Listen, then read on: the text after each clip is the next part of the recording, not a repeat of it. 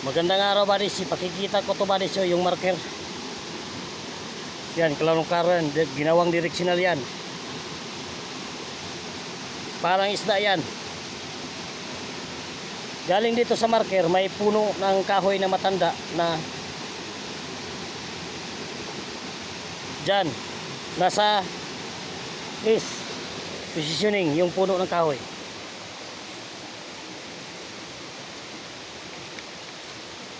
Dito na mismo ang load bodies sa gitna. Yan. Yan, klarong-klaro. Winter yan. Dito may dalawang hole. You know, legit yan pagkagawa. Galing dito. Diyan, sa puno ng kahoy. Sa east side. Yan. East side. Yan. May countersign pa yan, no? Na hole. Dito nakatingin sa puno ng kahoy. Diyan.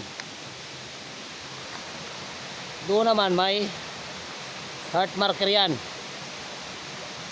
Dito na yan nakatingin.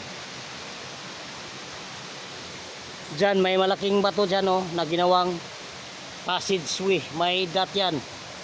Dito dyan. Dito nakatingin sa puno ng kahoy. Dito na mismo ang load. Mga katiits, hindi natin alam kung gaano to kalalim dahil hindi tayo kasama sa paghukay sa paglibing, pero may load to mga katiits. Thank you for watching mga katiits.